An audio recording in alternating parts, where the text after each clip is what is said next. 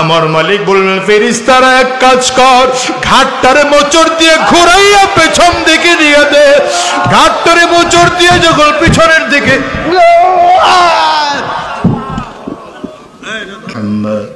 আস্তে আস্তে করে ঘাটটা পেছন দিকে ঘোরাবে, ঘাড় ঘোরায় আমল নামা পেছন দিক থেকে দেওয়া হবে।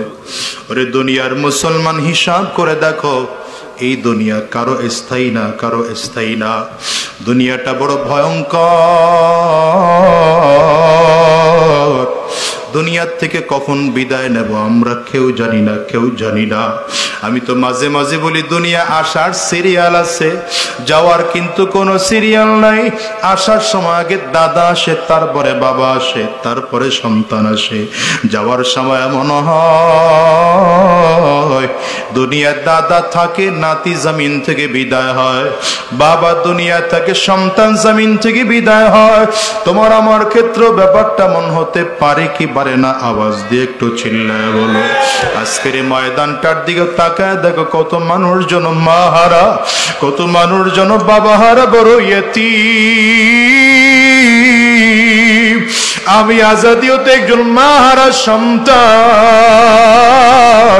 বাজান রে, মজলিসটার মধ্যে কার কার মা না একটু হাতটা উঁচা করে দেখাও, কার কার বাবা না একটু হাতটা উঁচা করে দেখাও না বাজার। হাতগুলো একটু তুলে রাখেন আমার যুবকেরা, তাকাইয়া তাকাইয়া দেখো মাহারা মানুষগুলোর চোখ দিয়া পানিগুলো কেমন করে বের হয়। যুবকরা তাকে তাকে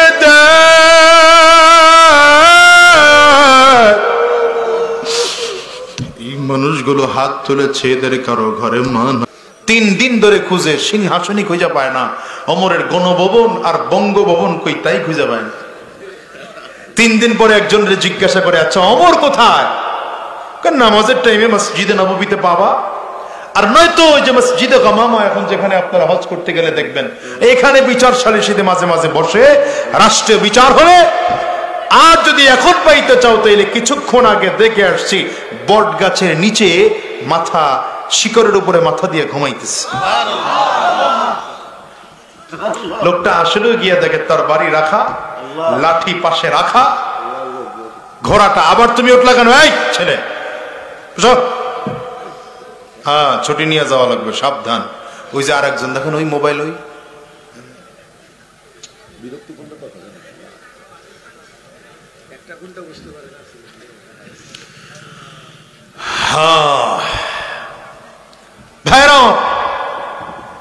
বেচারা গিয়ে দেখে উট ঘোড়াটা গাছের সাথে বাঁধা।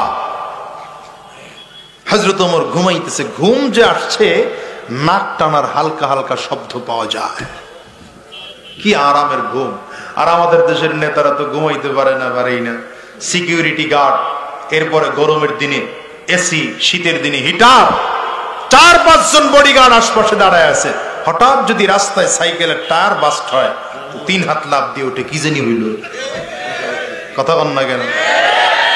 আরে শিখো নাই ওমরের কাছ থেকে। হযরত ওমর গিয়েছেন সিরিয়ায়, মদিনা থেকে সিরিয়া বহু দূরে। হযরত ওমর রাদিয়াল্লাহু আনহুর সফর সঙ্গী হয়ে সাথে গিয়েছিলেন হযরত উসমান আর হযরত আলী, 2 জন। হযরত ওমর রাদিয়াল্লাহু আনহুর একটা অভ্যাস ছিল, রাতের অন্ধকারে ঘুরে ঘুরে ঘুরে ঘুরে মানুষের খবর নিতেন, একা ছদ্মবেশে। তো সিরিয়ায় গিয়া একা বের হয়েছেন। হযরত ওমর যখন একা বের হলেন, হাঁটতে হাঁটতে হাঁটতে হাঁটতে গিয়ে দেখেন বাড়ির সামনে একজন মহিলা, জ্যোৎস্না রাত, বিষণ্ণ চেহারা নিয়ে, চেহারা মলিন করে বসা। গিয়ে সালাম দিলেন, আম্মা জান আসসালামু আলাইকুম। বুড়ি মহিলা, মহিলা খুব কষ্টে সালামের জবাব নিছে।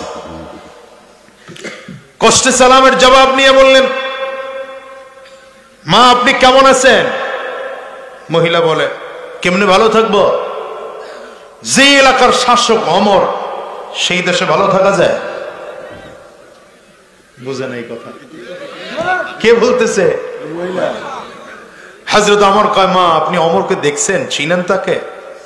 ওই দেখিও নাই চিনিও না, আল্লাহ যেন কোনোদিন ওর মুখটা আমারে না দেখায়। হযরত আমার আশ্চর্য হয়ে গেছেন, বলে কি? দেখবেন মহিলারা এরা অভিশাপ দিতে নাম্বার 1। পর্দার আড়ালের মা বোনরা আছে তো না? হ্যাঁ, মা বোনরা আছেন, আপনারাও শুনে নেন। অভিশাপ দিবেন না কখনো সন্তানদেরকে।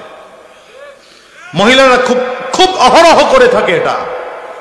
সন্তানকে শুধু শুধু গালি দেয়, কুত্তার বাচ্চা, শুয়োরের বাচ্চা বলে। সাবধান, খুব সাবধান। হাদিসে আসছে, কোন ব্যক্তি যদি কাউকে এই জাতীয় ভাষায় গালি দেয় তো কিয়ামতের দিনে তার চেহারাটা অমন হয়ে যাবে।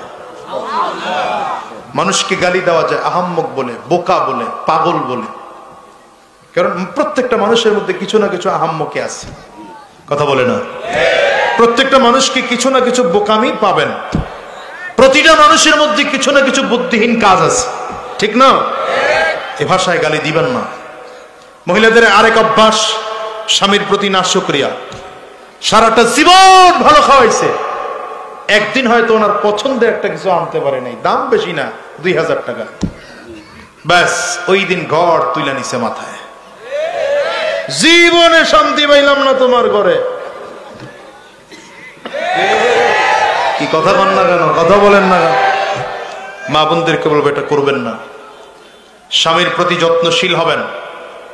সারাদিন একটা বেচারা কাজ করে, মাথার গাম পায়ে ফেলে লোকটা ঘরে আসে, একটু মিষ্টি হাসি দেন, সুন্দর করে সালাম দেন, তাকে ফ্রেশ হতে সহযোগিতা করেন, পানি এনে দেন, পারলে একটু ঠান্ডা পানি দিয়ে, গরমের দিন আসলে ঠান্ডা পানি দিয়ে শরবত বানায় তার সামনে এনে দেন। এরপরে তার পাশে বসেন, তার কেমন কাটলো সারাটা দিন একটু তাকে জিজ্ঞাসা করেন। যদি মন খারাপ দেখেন সান্ত্বনা দেন। কথা বলে না? দেখবেন আপনার স্বামী আপনার প্রতি দুর্বল হবেই, আপনাকে ভালোবাসতে বাধ্য। অন্য কোন নারীর দিকে কোন পুরুষের মন যেতে পারে না। দোষ আপনাদেরও আছে। আপনারা যে একদম জমানার ওলি এমন না, হাসান বসরির খালাতো ভাই যে, ব্যাপারটা এমন না, আপনাদেরও দোষ আছে। মহিলারা ঘরে বসে সে রান্না করছে, ওই চুলার মধ্যে বসে, ওই যে কি বলে, রোদের তাপ, আগুনের তাপে বসে, একটু লবণ বেশি হয়েছে, মেজাজ গরম, চুলের গোড়া ধরে এই যে পিটানি শুরু। কথা কন নাই? বাহাদুরি সব গিয়ে দেখায় বিবির সাথে। কি কথা কন না? হ্যাঁ, শেষ পর্যন্ত বিচার করা লাগে চেয়ারম্যান, মেম্বার, এমপি, মন্ত্রী, মেয়রদের। আর যদি না পায় তাহলে থানার পুলিশের কাছে যায়। খবর আমার কাছে নাই মনে করছেন? আছে হুজুরের কাছে। আমি বলি মাঝে মাঝে 3 শ্রেণীর মানুষের কাছে সব খবর থাকে সমাজের। এক হলো মসজিদের ইমাম, দ্বিতীয় থানার পুলিশ, 3 নম্বর জনপ্রতিনিধি। খালি থানার পুলিশ হইতে পারি না, বাকি 2টা তো হইছি। কথা বলে না? খবর আমার কাছে আছে। এই জন্য মা বোনদেরকে বলবো সাবধান, এটা করবেন না। বর্তমান সংসারগুলো, অধিকাংশ সংসারগুলোতে অশান্তির মূল কারণ পরকীয়া। আসতে বলো কেন? আর পরকীয়ার মূল জায়গা হচ্ছে এই মোবাইল। ঘরে ঘরে ঘরে ঘরে মোবাইল। এখন জিনা করার জন্য রাস্তায় বের হওয়া লাগে না, ঘরে বসে জিনা করা যায়। জাতির গজব, জাতির ধ্বংসের জন্য একটা জিনিস যথেষ্ট। এই জন্য অনুরোধ করব, প্রত্যেককে অনুরোধ করব, মোবাইল ব্যবহার করবেন না এটা বলি নাই, করবেন। একটা ভালো পদ্ধতি আছে, ভালো পদ্ধতি ব্যবহার করবেন। এই মোবাইল ব্যবহার যেন আপনার জাহান্নামে যাওয়ার কারণ না হয়। আপনি মনে করেন আজকের মোবাইল কথা বলতে পারে না? ও কথা বলবে, ও কথা বলবে আল্লাহর সামনে দাঁড়িয়ে। আল্লাহর কোরআন বলছেন, ইয়াউমাইযিন তুহাদ্দিসু আখবারাহা বিআন্না রাব্বাকা আওহা লাহা। ইয়াউমাইযিন তুহাদ্দিসু আখবারাহা বিআন্না রাব্বাকা আওহা লাহা। তুমি তাকিয়ে তাকিয়ে দেখো, জড় পদার্থ কথা বলতে পারে না, কথা বলতে পারে না। কিয়ামতের ময়দানে দাঁড়িয়ে দাঁড়িয়ে জড় পদার্থগুলো সব আল্লাহর সামনে দাঁড়িয়ে কথা বলবে। এই মাটিও আল্লাহর সামনে দাঁড়িয়ে কথা বলবে। এই মাইক্রোফোন আমার ব্যাপারে আল্লাহর সামনে কথা বলবে। এখানে বসে যদি মিথ্যা কথাগুলো বলে যাই, এই মাইক্রোফোন আমার বিরুদ্ধে আল্লাহর সামনে সাক্ষী দেবে। ওই বক্সগুলো আমার বিরুদ্ধে আল্লাহর সামনে সাক্ষী দেবে। এমপ্লিফায়ার মিক্সচারগুলো আমার বিরুদ্ধে আল্লাহর সামনে সাক্ষী দেবে। হরেনগুলো আমার বিরুদ্ধে আল্লাহর পক্ষে সামনে সাক্ষী দেবে। আর যদি কোরআনের কথা বলে যায়, আপনারা সব বিরুদ্ধে গেলেও কিছু যায় আর আসে না। এই সবগুলো আল্লাহর সামনে দাঁড়িয়ে আমার পক্ষে সাক্ষী দেবে। হযরত ওমর রাদিয়াল্লাহু আনহু দাঁড়িয়ে বলেন, মা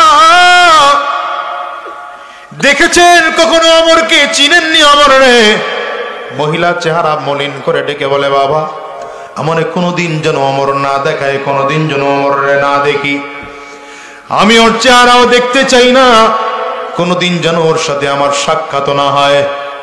হযরত ওমর নিজের পরিচয়টা গোপন করে ডেকে বললেন, মাগো কি হয়েছে আপনার? বলে, তোমারে বলে লাভ নাই, তবে শোনো, আজকে 4, 5, 6 বছর হয়ে গেল ওমর পুরো পৃথিবী শাসন করে, গোটা পৃথিবীর 3 ভাগের 2 ভাগ শাসন করে। আমি তার অধীনস্থ এলাকার মধ্যে একজন মহিলা না খেয়ে আছি, না পড়ে আছি। এই 6 বছরের মধ্যে একটা খবর পর্যন্ত আমাকে ওমর নিতে আসে নাই। আজ পর্যন্ত আমাকে কোন রকম একটা সরকারি সুবিধাও দেয় নাই। যদিও আজকে ওমরের অনেক বড় ক্ষমতা, কিন্তু কিয়ামতের ময়দানে আল্লাহর সামনে যেদিন দাঁড়াইব, ওই দিন ওমরের ক্ষমতাও থাকবে না। ওমর যা থাকবে সেদিন আমিও তা থাকব। ওমরকে ধরে নিয়ে আল্লাহর সামনে আসামির কাঠ গড়ায় দাঁড় করায় বলবো, হে আল্লাহ, আগে ওমরের বিচার হবে, এরপরে ওমরের জান্নাত হবে। কত বড় কথা বুঝেন? কাকে বলতেছে? কারে বলতেছে? মিয়া কিসের এখন আমেরিকা? বিশ্বের অন্যতম পরাশক্তি ছিলেন হযরত ওমর। এই যে এখনকার মায়েরা ভূতের কথা শুনে বাচ্চা ঘুম পাড়ায় না, কথা বলেন না? বাঘ আসতেছে বললে বাচ্চাদের ঘুম পাড়ায় না, ছোট ছোট বাচ্চা। ওই সময় ওমরের নাম শুনলে এমন করে বাচ্চারা ভয় পেত, বাচ্চাগুলো ঘুমায় পড়তো। বাচ্চারা ঘুম না আসলে মা বলতো ওমর আসতেছে। আরে ওমরকে শয়তান ধোঁকা ভয় পায়। শয়তান পর্যন্ত ওমর যেই রাস্তা দিয়ে হাঁটতো 40 দিন ওই রাস্তা দিয়ে শয়তান হাঁটতো না। নবী আলাইহিস সালাম আযান শুনে হযরত বিলালের একবার বের হয়েছেন নিজের ঘর থেকে। আপনারা যারা মক্কাতুল মুকাররমায় গিয়েছেন দেখবেন, নবীজির বাড়ির সামনে আবু জাহিল্লার বাড়ি। ওখান থেকে সোজা এসে আমার নবী যেই দরজা দিয়া বাইতুল্লাহর দিকে আসতেন, ওই দরজা এখনো আছে। সেই দরজা দিয়ে নবীজি আসতেছেন আযান শুনে, হযরত বিলাল আযান দিচ্ছেন। নবী আলাইহিস সালাম খেয়াল করে দেখেন জাবালে আবু কুবাইস নবীজির বাড়ির পাশে শয়তান সোজা দৌড় দিছে ওইদিকে। দৌড় দিয়ে হঠাৎ করে কি হলো না হলো, হঠাৎ ব্রেক এমন করছে, দৌড়ের চোটে ব্রেক করে উল্টি পুল্টি গেছে, কয়েকটা পুল্টি খায় আরেক দিকে দৌড় দিছে। নবী চিন্তা করলেন শয়তানটা এমন করলো কেন? ইবলিস, আমার নবী তো ইবলিস দেখতেন। কিছুক্ষণ পরে তাকায় দেখে উল্টা দিক থেকে ওমর আসতেছে। ওমরের দেখা দৌড় দিছে, এসে ওমর। আজকে সে ওমরের ব্যাপারে মহিলা বলতেছে ওমরের অনেক ক্ষমতা, তাই না? কিয়ামতের ময়দানে ওর কোনো ক্ষমতাও থাকবে না, আমারও থাকবে না। ওরে ধৈর্য নিয়ে আল্লাহর সামনে দাঁড় করাবো। একটা সরকারের সুবিধা আমাকে দেয় নাই। হযরত ওমর চোখ দিয়ে পানি ফেলে কান্না করতে আরম্ভ করছে। মহিলার পায়ের সামনে জমিনে বসে পড়ছেন। এবার মহিলার দিকে অনুনয় বিনয় করে বলছেন, মা আমি যদি ওমরের পক্ষ হইয়া আপনার জীবনের সব দুঃখগুলো কিনতে চাই, আপনি বিক্রি করবেন? মহিলা ধমক দিয়েছে, এই বোকা, দুঃখ বিক্রি করা যায় নাকি? হযরত ওমর কয়, মা বিক্রি করেন না, 5 দিরহাম দেব।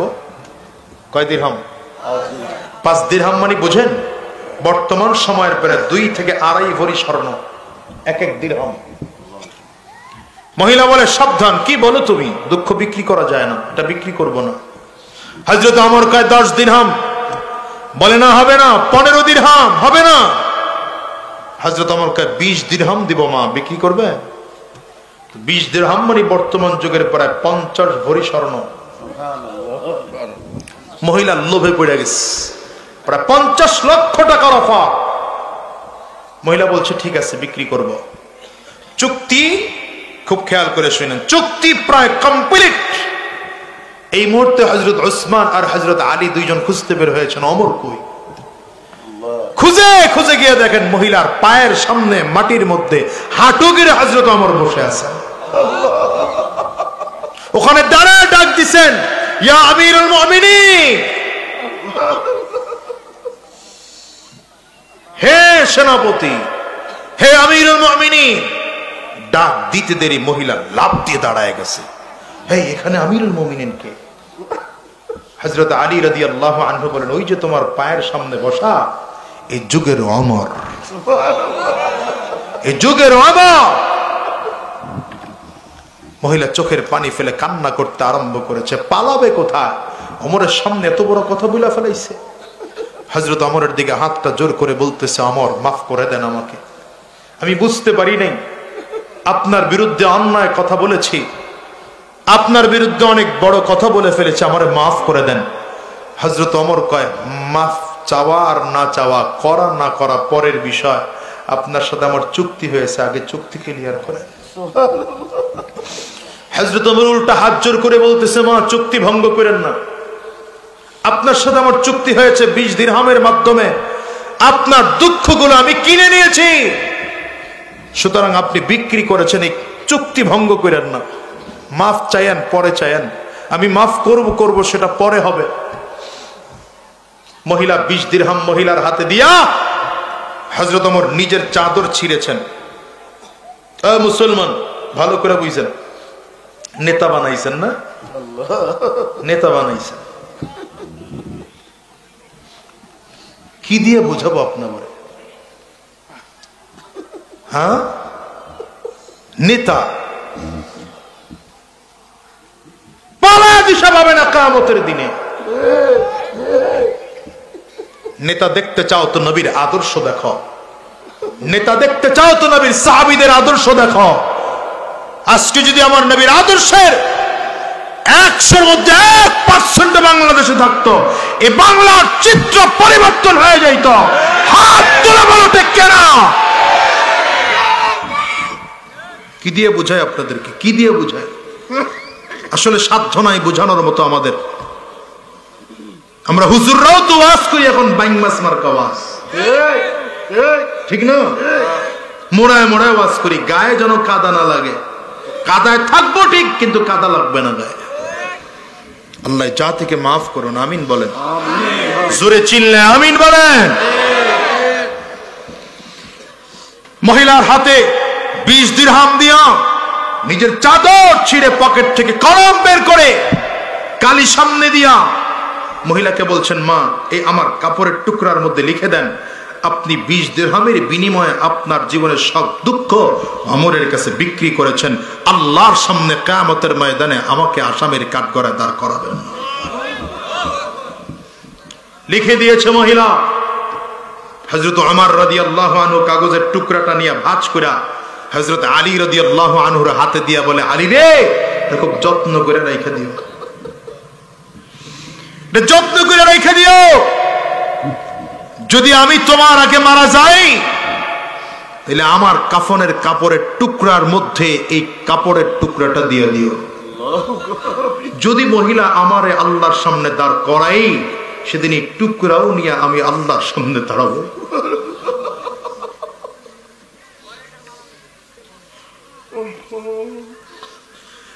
আর দাঁড়ায় আল্লাহকে বলবো, আল্লাহ এই যে মহিলার কোন অভিযোগ নাই, আমার কাছে লিখে দিছে 20 দিরহামের বিনিময়। এই যে নয় তোরা আসল বাড়ি, কবর যে তোরা আসল ঠিকানা। এই যে নয় তোরা আসল বাড়ি, কবর যে তোরা আসল ঠিকানা। ও তুই এই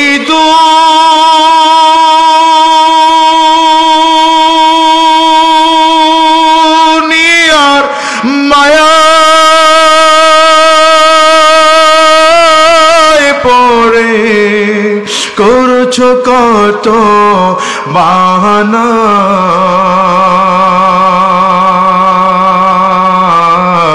এই যে নয় তোরা আসল বাড়ি, কবর যে তোরা আসল ঠিকানা। বলেন না, এই যে নয় তোরা আসল বাড়ি। কষ্ট হয়। বাবা গেল, দাদা গেল,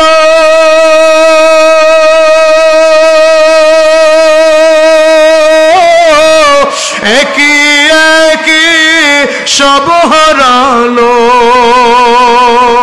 তবু কি তোর হইবে না হুঁশ, তবু কি তোর হইবে না হুঁশ, শুনবি না তুই কারো মানা, এই যে নয় তোরা আসল বাড়ি, কবর যে তোরা আসল ঠিকানা, এই যে নয় তোরা আসল বাড়ি, কবর যে তোরা আসল ঠিকানা। এই দুনিয়া ফিরআউন ছিল, নমরুদ ছিল, কারুন ছিল, সাদ্দাত ছিল, হামান ছিল, আবু জাহাল ছিল, আবু লাহাব ছিল, উতবা সাহেবা, দুনিয়ার কত কত মানুষ ছিল। এরা দুনিয়া আসে না, জমিন থেকে বিদায় হয়েছে। আবার তাকিয়ে দেখেন আদম আলা নবীনা আলাইহিস সালাতু ওয়াস সালাম দুনিয়ায় ছিলেন, পয়গম্বর ইউসুফ আলাইহিস সালাম ছিলেন, পয়গম্বর নূহ আলাইহিস সালাম ছিলেন, পয়গম্বর ইব্রাহিম আলাইহিস সালাম ছিলেন, আখিরি জামানার পয়গম্বর জনাবে মুহাম্মদুর রাসূলুল্লাহ সাল্লাল্লাহু আলাইহি ওয়াসাল্লাম জমিনে ছিলেন, নবীর সাহাবায়ে কেরাম ছিলেন। এরা দুনিয়ার সব থেকে ভালো মানুষ। বলেন এরা আছে না জমিন থেকে বিদায়? বোঝা গেল ভালো মানুষটাও দুনিয়ায় থাকবে না, খারাপ মানুষটাও দুনিয়ায় থাকবে না, সুন্দর মানুষটাও দুনিয়ায় থাকবে না, কালো মানুষটাও দুনিয়ায় থাকবে না। ওরে দুনিয়ার মুসলমান, কোটি কোটি টাকার মালিক, এই মানুষটাও দুনিয়ায় থাকবে না। একদম যার কাছে টাকা নাই সেই মানুষটাও দুনিয়ায় থাকবে না। চিল্লায় জোরে আওয়াজ করে বলো ঠিক কিনা? এই দুনিয়ার যুবক, এই দুনিয়ার থেকে আজ হোক কাল হোক বিদায় নেওয়াই লাগবে। এই দুনিয়া চিরজীবন কেউ থাকার জন্য আসে নাই।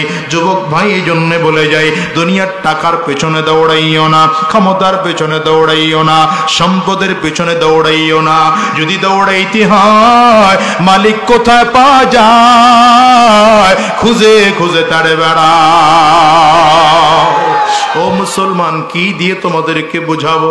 এই তো বাসায় বসে কথা বলতেছিলাম, আমার আলতাফ ভাই কান্না করা শুরু করছেন, বলে হুজুর আমার আব্বা বড় অসুস্থ, হুজুর আমার আব্বা বড় অসুস্থ। হ্যাঁ, আমি যদিও বাবা হারাই নাই, কিন্তু মা তো হারিয়েছি। জানি মায়ের দুঃখগুলো কি, মা না থাকার কষ্টগুলো কি। আবার শরীফ ভাই বলে হুজুর আমি চাইলে বিশাল বড় টাকাওয়ালা হতে পারতাম, কোটি কোটি টাকা আমার হাত দিয়ে লেনদেন হয়। আমি ঘুষের জায়গায় থাকি, কিন্তু বাবার নাট যখন কবরের মধ্যে রাখছি, আমার কাছে মনে হলো দুনিয়াটা একদম পর, দুনিয়াটা কিছুই না। আসলেও তো দুনিয়া কিছু না, আসলেও তো দুনিয়া কিছু না। খুঁজে দেখো, দুনিয়ার পিছনে দৌড়ায় সব শেষ করে ফেললা, ধ্বংস করে ফেললা বাজান। খুঁজে দেখো, দুনিয়া একদিন সব খতম হয়ে যাবে, তুমি আর আমি কিন্তু কবরের বাসিন্দা হয়ে যাব। কোটি কোটি টাকার মালিক সব পড়ে থাকবে দুনিয়ায়। তিনটা সাদা মার্কিন কাপড় সবচেয়ে কম দামি কাপড় দিয়া কবরের মধ্যে নিয়ে রাখবে, উপরে বাঁশ দিয়া ছাউনি দিবে। হাইরে মিয়া, এরপরে একের পর এক মাটি দিতে আরম্ভ করবে। দুনিয়ার মুসলমানেরা গুনাহগার যদি কবরে যায়, ওই কবর বড় ভয়ঙ্কর,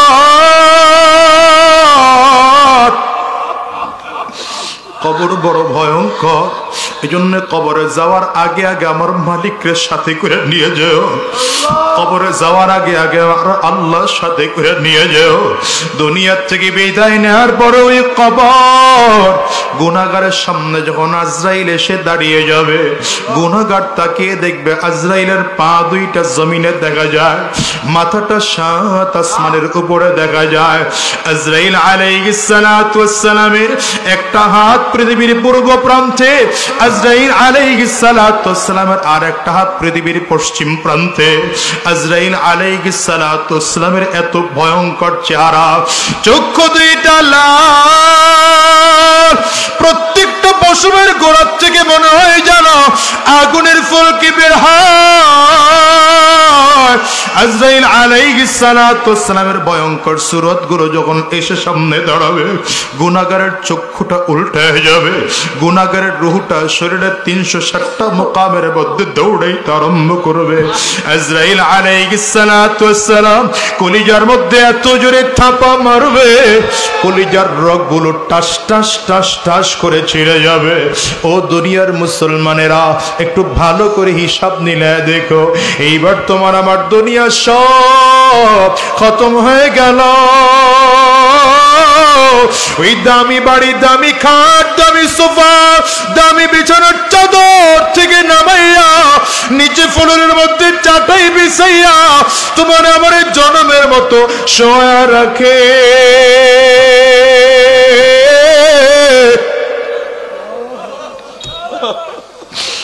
আরে কেউ আসে না খবর নেওয়ার জন্য। সন্তানগুলো এসে চিল্লায়, আব্বা আব্বা বলে ডাকে, না ডাকে সাড়া দিতে পারি না। পর্দার আড়ালের মা তোমাকে বলে সন্তান এসে মা মা বলে ডাকবে না, সন্তানের ডাকে সাড়া দেওয়ার মতো সুযোগ সেদিন তোমার থাকবে না। আমি তাকায় তাকায় দেখবো একদল মানুষ চলে গেল বাজার থেকে কাফনের কাপড় কিনে আনার জন্য, একদল লোক চলে গেল বড়ই পাতা দিয়ে গরম পানি করার জন্যে, একদল লোক চলে গেল সুন্দর করে বাগানের কিনারায় সুন্দর করে মশারি টানাইয়া ওই গরম পানি দিয়ে জনমের মতো করে কত যত্ন করে গোসলটা করা, এত সুন্দর করে গোসলটা করাইয়া তোমার আমার 3টা সাদা মার্কিন কাপড় দিয়ে প্যাকেট করলো। পর্দার আড়ালের মা তোমাকেও 5টা কাপড় দিয়ে প্যাকেট করা হবে। মাথার মধ্যে একটা গিড়া লাগাইয়া, পায়ের মধ্যে আরো একটা বান লাগাইয়া, কোমরের মধ্যে আরো একটা বান দিয়ে ধীরে ধীরে কবরের দেশে নিয়ে রওনা হবে। ওই কবর বড় ভয়ঙ্কর। কবর বারবার করে ডেকে বলে, আনা বাইতুজ জুলমা, আনা বাইতুল ওয়াহদা, আমি বড় একাকীর ঘর, আমি বড় অন্ধকার ঘর, আমার কাছে সাথীও নাই, বাতিও নাই, বাড়িও নাই, দুনিয়ার কোনো কিছুই নাই। কবর বলে আমি শুধু চিনি আমল। যদি ভালো আমল করে আসতে পারো ভালো আচরণ করব, আর যদি ভালো আমল করে আসতে না পারো কপাল পোড়ার দল।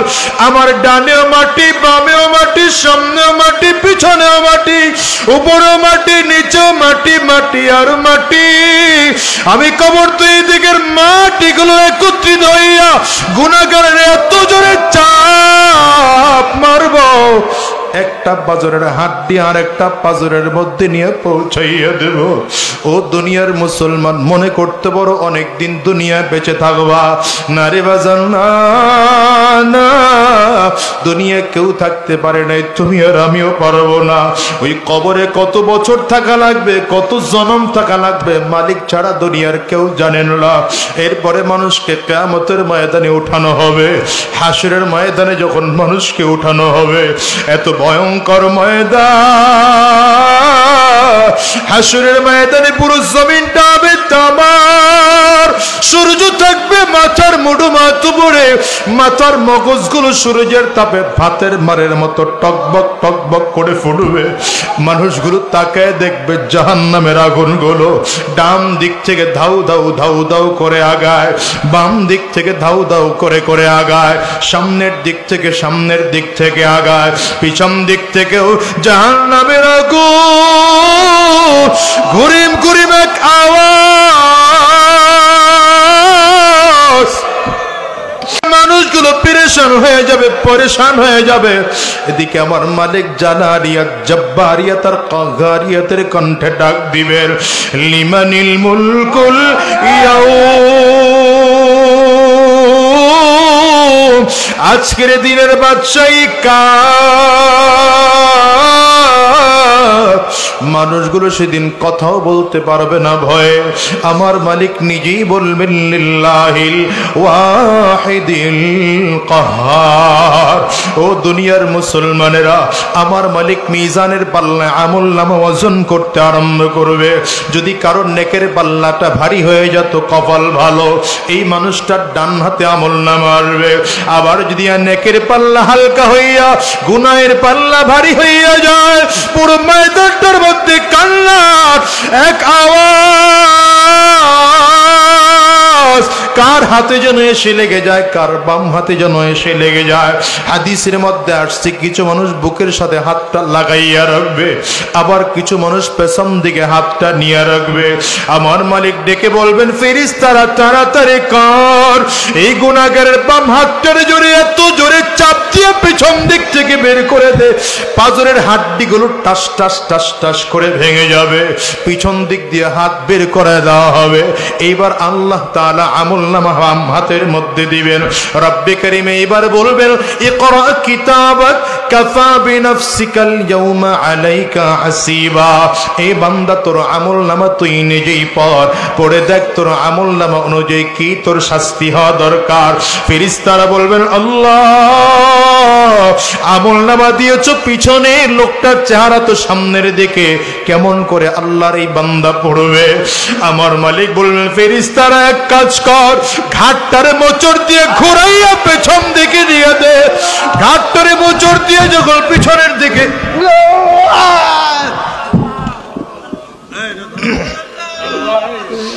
আল্লাহুম্মা সাল্লি আলা মুহাম্মাদ,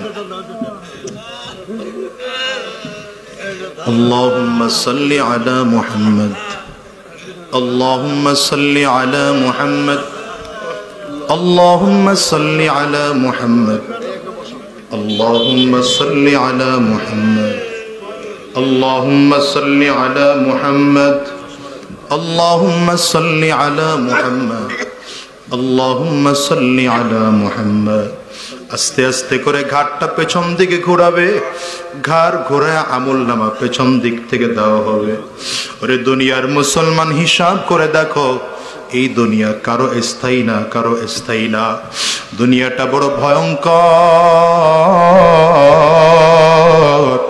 দুনিয়ার থেকে কখন বিদায় নেব আমরা কেউ জানি না, কেউ জানি না। আমি তো মাঝে মাঝে বলি, দুনিয়া আসার সিরিয়াল আছে, যাওয়ার কিন্তু কোনো সিরিয়াল নাই। আসার সময় আগে দাদা আসে, তারপরে বাবা আসে, তারপরে সন্তান আসে। যাওয়ার সময় এমন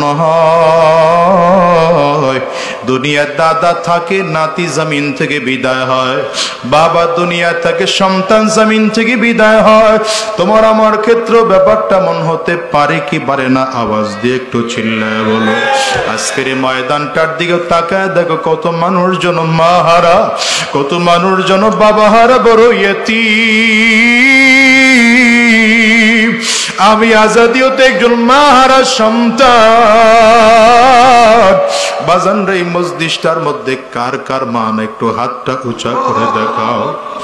কার কার বাবা না, একটু হাতটা উঁচা করে দেখাও না বাজার। হাতগুলো একটু তুলে রাখেন আমার যুবকেরা, তাকাইয়া তাকাইয়া দেখো, মাহারা মানুষগুলোর চোখ দিয়া পানিগুলো কেমন করে বের হয়। যুবকরা তাকে তাকে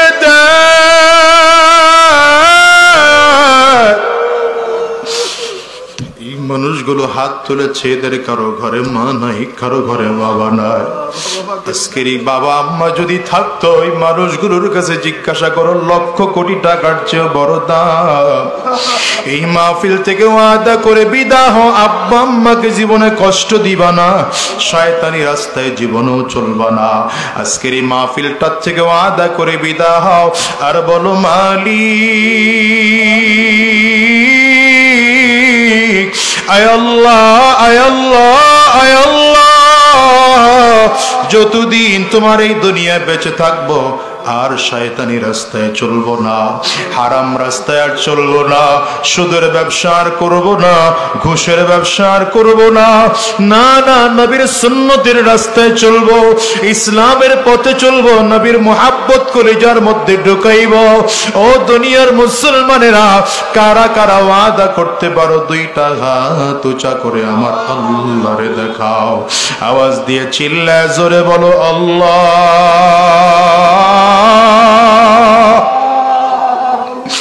আওয়াজ দিয়ে জোরে দিন সে কান্নার বান্দরে ডাকো। আওয়াজ দিয়ে চিল্লায় জোরে জবান খুলে বলো আল্লাহ। গো দয়ার মালিক,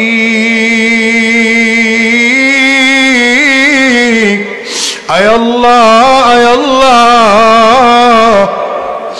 তোমার গোলামদের দিকে তাকে দেখো, তোমার গোলামেরা চোখের পানিগুলো ফেলে ফেলে কান্না করে আর মাফ চায়। আল্লাহ, আমরা সবাই মিলে ওয়াদা করলাম আর শয়তানি রাস্তায় চলবো না, আর হারাম রাস্তায় চলবো না, আর গুনাহের রাস্তায় কদম বাড়াবো না আল্লাহ, আর জিনার রাস্তায় কদম বাড়াবো না আল্লাহ, আর হারাম রাস্তায় চলবো না আল্লাহ। একটু চিৎকার করে মালিকের ডাক দাও না আল্লাহ, আওয়াজ করে ডাক দাও না, আওয়াজ করে ডাক দাও না আল্লাহ। আয় আল্লাহ, তুমি তাকায় দেখো তোমার গোলামদের চোখে পানি, তোমার গোলামেরা চোখের পানি ফালায় কান্না করে। আল্লাহ, আমরা ওয়াদা করলাম আর হারাম রাস্তায় চলবো না, আর শয়তানি রাস্তায় চলবো না, আর সুদের রাস্তায় চলবো না, আর ঘুষের রাস্তায় চলবো না। আল্লাহ, তুমি কবুল করে নাও, কবুল করে নাও, কবুল করে নাও। আওয়াজ দিয়া বলো আমিন।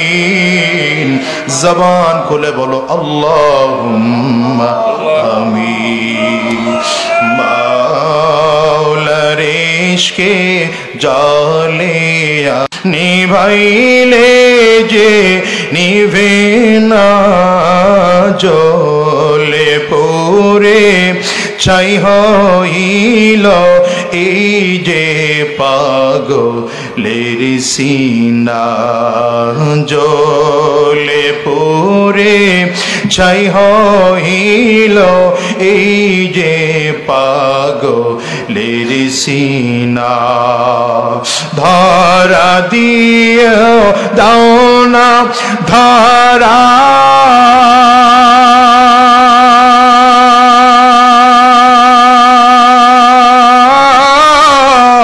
কাছে থেকে দাও না সারা, আমরে বুকেতে বইছে খারা, এই বুকেতে বইছে খারা, না পাওয়ারি যাত না, জল পরে ছাই হইল এই যে পাগলের সিনা, জল পরে ছাই হইল এই যে পাগলের সিনা। আমার মুসলমান ভাইরা, রাত অনেক গভীর হয়ে গেছে, আপনাদেরও কষ্ট হচ্ছে। আমি যে কথা বোঝাতে চেয়েছিলাম, দুনিয়াতে যতদিন থাকবো নবীজির সুন্নাহ অনুযায়ী নিজের জীবনটাকে সাজাবো। রাজি আছেন সবাই ইনশাআল্লাহ? শয়তানি রাস্তার একটা কদমও নাড়াবো না। আল্লাহ সকলকে কবুল করুন। আওয়াজ দিয়া চিৎকার